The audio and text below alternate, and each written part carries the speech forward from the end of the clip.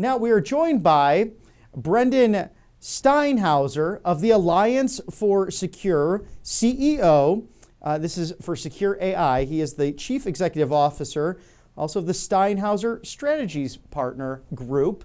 Thank you, Brendan, for joining us to dive into artificial intelligence. We had Warren Buffett on Saturday stating how exciting this is, but how scary the AI idea is because it can make decisions for itself. It can run a number of different things that might change our society. What say you as an expert in the artificial intelligence realm? Yeah, it really is sort of like a number of other tools. It can be a tool for good. It can be a tool that's neutral or for bad. And so I think that while AI offers a lot of promises, it offers a lot of potential cures for diseases, untold wealth that can be created, advances in technology and science and mathematics. It could also, if misused or if we cannot align it to human values, it could lead to catastrophic outcomes for humanity. So it's really a double-edged sword, and it's something we have to lead on as the United States. We have to dominate in the artificial intelligence marketplace commercially, but we have to be very careful that we don't create something that ends up being a catastrophe for all of humanity. Brendan, how do you align it to that somehow rational human thinking? We've seen some of this technology happening with self-driving cars, with what Elon Musk has worked on at Tesla, or even Google, as especially on the West Coast. I'm sure people have seen those cars that go around and take the video and photo footage for you so you can have Google Maps, among other technologies. But what comes to mind for me as someone who's somewhat green on this, I'm somewhat of a novice on artificial intelligence, I start to think iRobot, where it's well-intentioned and then all of a sudden the robot, the artificial intelligence starts thinking for itself, and to protect the humans, it then starts eliminating the humans to protect them from themselves. So how do you counter what could be a very dark age when it comes to these advancements in technologies? Yeah, it's a great question. It's one of the most important questions that humanity has faced since the dawn of civilization. It's the most important question we will face in the next couple of years, because many people believe that we are entering this new phase of artificial general intelligence, or even a superintelligence, in the next 2 to 3 years. You're going to hear more and more about these things in the next few months and in the next year or two. And so it's rapidly advancing. So the way that you prevent that nightmarish scenario is through solving the alignment problem, which is a very difficult problem that industry leaders and outside experts say we have not solved. And very few people are actually optimistic that we can solve the alignment problem, to guarantee that AI is controlled by humans, to guarantee that it's aligned with our values and that we always have control over it.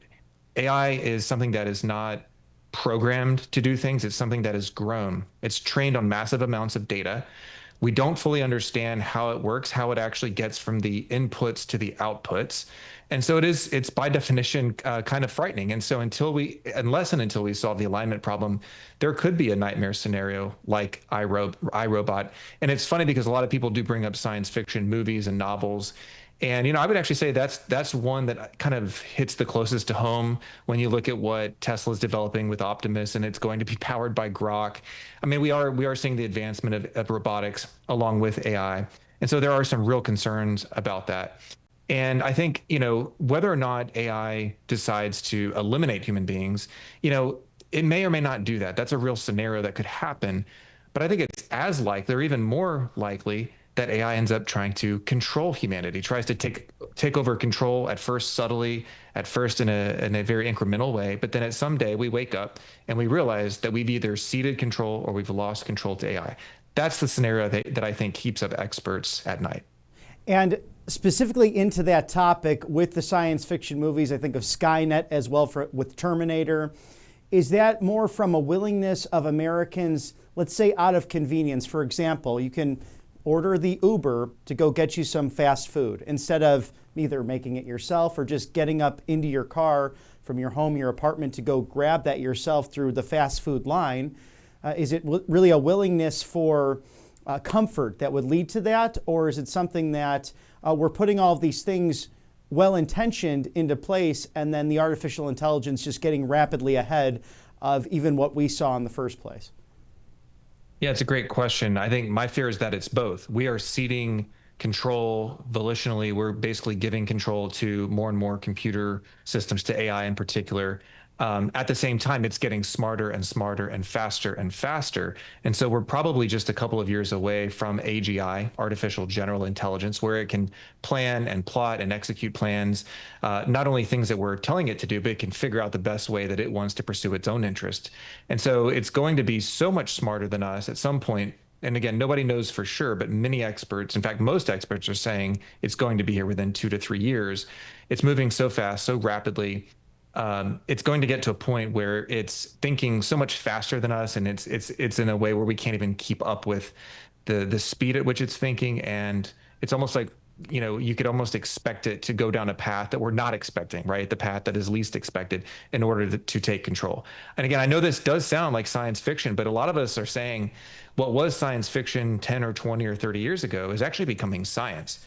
When you look at what's happening in the labs, and one of the labs, Anthropic, has been releasing some of its reports, some of the testing that it's doing of all the different models, not only at Anthropic, but other models, they're actually showing where AIs that are, for all considerations today, not that smart compared to where they're going to be tomorrow. They're already doing things like blackmailing, lying, deceiving, threatening human beings in these kind of test scenarios. And so it's really scary when you think about, okay, this is just sort of baby AI. What happens when we have AI very soon that is a PhD in literally every subject known to man?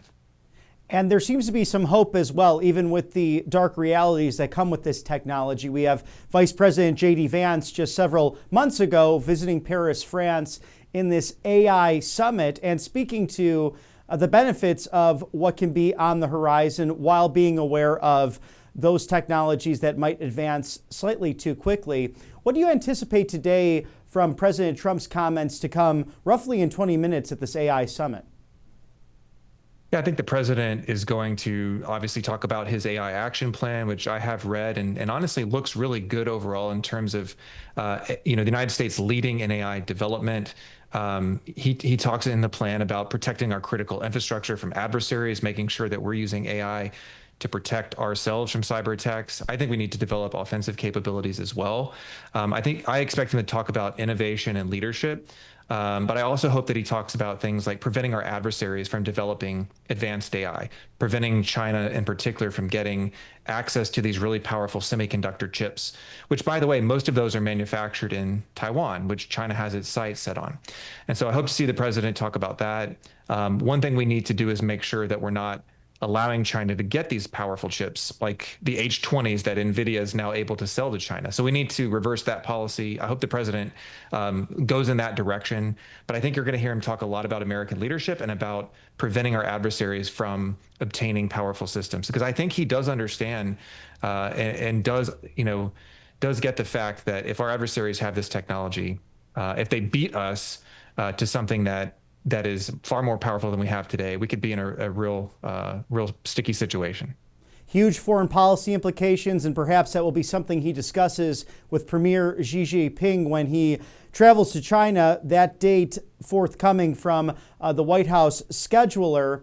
But what else can we see here, Brendan, when it comes to government regulation over this? Do you see it being more of a government-run situation with artificial intelligence, or will private business really open the way, as we've seen from Tesla to Google to countless other companies working on all of these technologies? Yeah, I would really like to see the frontier labs. So that's OpenAI, Google DeepMind, xAI, and Anthropic. I would like to see them do safety and security measures on their own, things that they should do to protect their own intellectual property, to prevent it from getting into the hands of the Chinese Communist Party, for example. There's a lot that they can do just using their own security. They need to beef up information security, physical security. They need to have different fail-safes in place so that if one security measure fails, there's other layers of protection beyond that. They need to beef up their research on alignment, this problem I talked about earlier, to make sure that AI is aligned with human values. We're underfunding that as an industry. We need to see more of that. They need to bring in outside experts to test these models, to evaluate these models. I think there's a lot that the private sector can do to lead and to develop this technology in a safe and secure way. And I frankly think it's in their own interest to do that. because if they do develop something that's extremely dangerous, if there are any indications that we could lose control over these systems, then I think that's exactly when the federal government is going to step in and take it over. And some people are advocating for that as sort of Manhattan Project type approach. Others are really worried about that.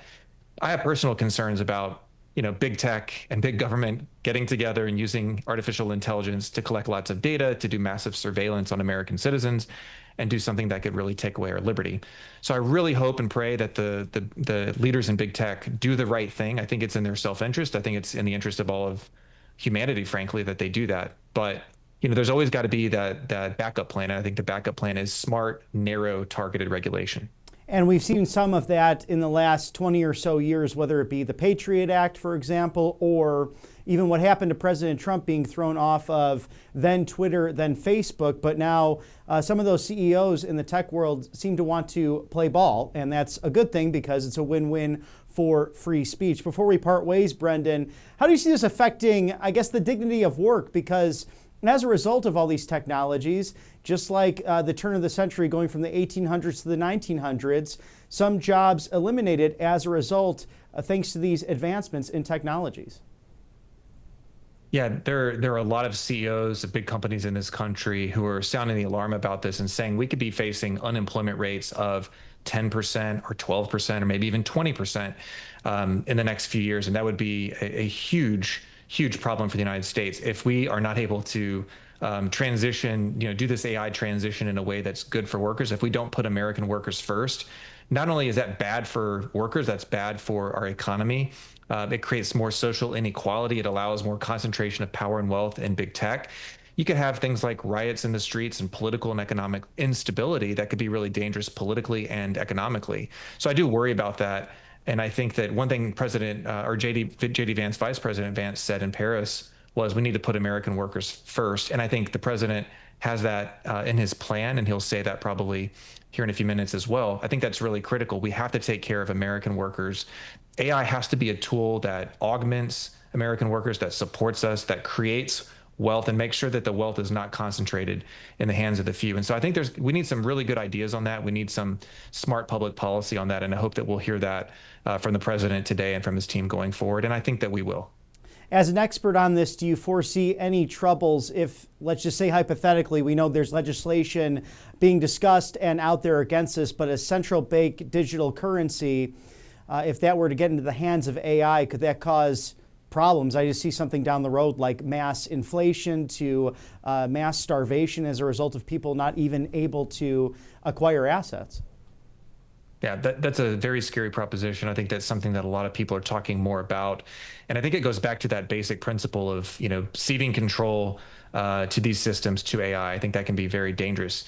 I was talking to a retired Air Force colonel about this the other day, and he was involved in a bit of the command and control related to nuclear weapons. And we were talking about the danger of ceding control over nuclear weapons, and that is being discussed in some circles, ceding that control to AI. Now, that would be a very frightening proposition. So whether it's finance or it's the military, I think we have to be very careful as we go forward in this kind of brave new world of advanced AI.